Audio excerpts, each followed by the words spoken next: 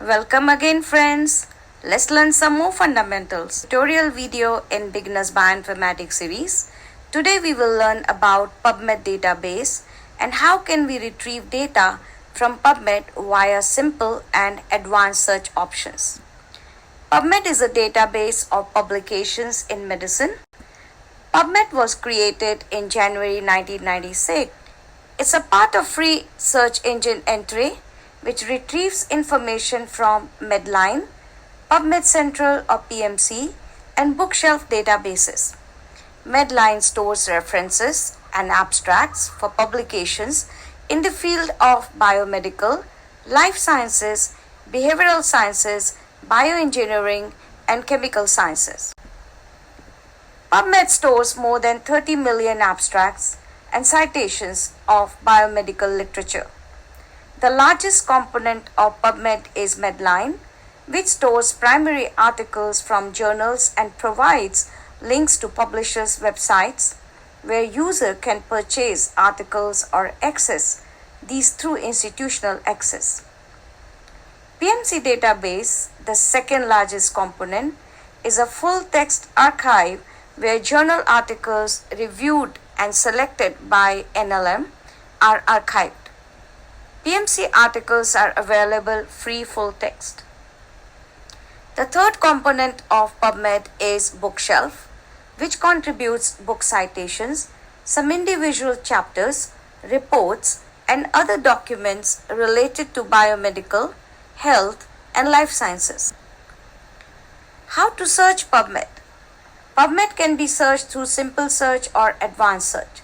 For simple search, just typing appropriate keywords can fetch results, which can be further refined by applying filters.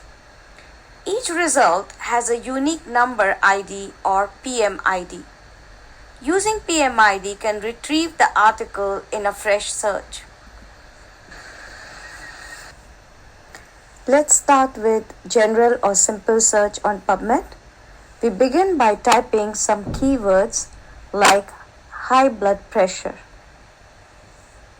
Displays a big number of records available on PubMed regarding high blood pressure. To make these records more specific, we will use filters. You can either create your own filters by creating a login, or you can use filters provided like the year of publication. It shows records for more than 100 years, which we can reduce by sliding the bar to last 10 years, as most publications come from here. Now this reduces the number of articles substantially. Besides, we can choose filters for abstract, which is article summary. If you want free full text articles, check the box for it and it reduces the number further. You can also choose article types like review, journal articles, meta-analysis, etc. For example, we check the box for reviews here.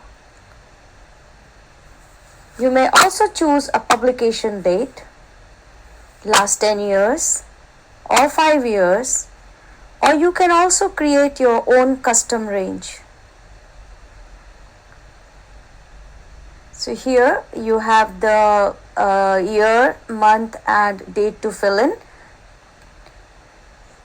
Okay, you may choose from journal category if you want articles from Medline only.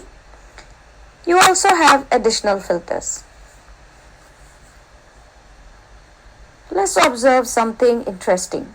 We had typed high blood pressure, but you also see hypertension term highlighted. Entry uses automated term mapping and also searches for related scientific terms like hypertension for high blood pressure in our example. Next, we choose some articles which may be of our interest. The displayed format is called summary, which has title and author name, journal name, volume, year of publication, etc. We tick the boxes ahead of the articles we want. Then go to display options on the top right hand side and change it to abstract or PubMed or PMID. Here we see abstracts for the two articles we chose from the results. You may read the abstract first and then decide to go for the full text article by clicking on its hyperlink. You can also sort by best match or other criteria. You may also change per page display option. By default, it's 10 articles per page, but you can change this to 200 articles per page. Additionally, you may save your search results or email them or send them to the citation manager or clipboard. If you're using EndNote, then sending the chosen articles to citation manager will be a good choice. So this was my demonstration of simple search on PubMed. Let's now learn advanced options. If we have a search term for different fields like author name, journal name, etc., besides keywords, it's better to search in advanced options. Here, in PubMed Advanced Options, we see several fields in this pull-down list where we can use name of author, publication date, name of the journal, etc.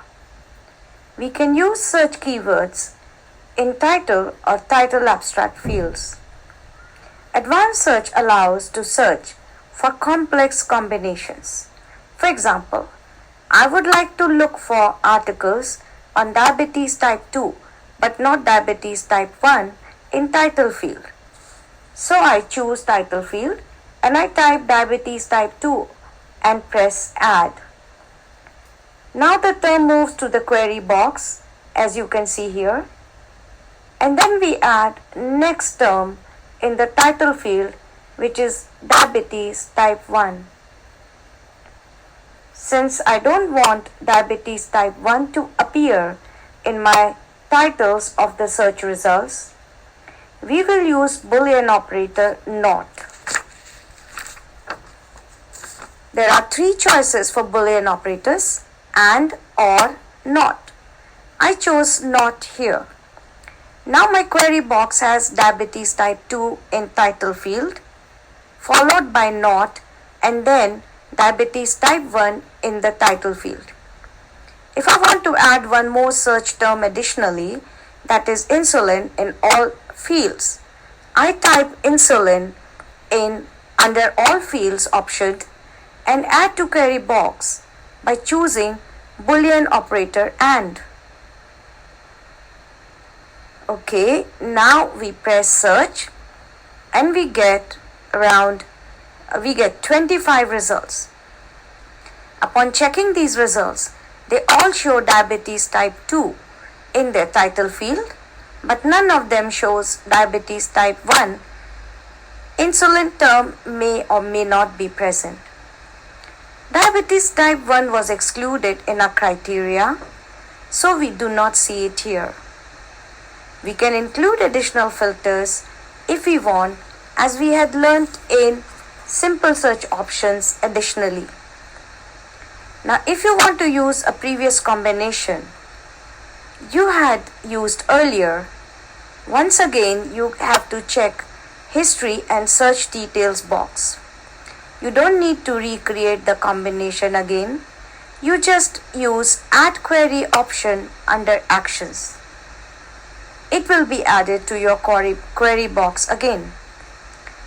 You may download your options by clicking on download option, which saves them in a CSV file.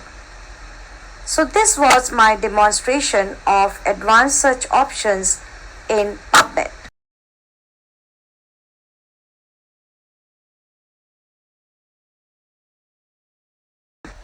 Hopefully you found this information useful.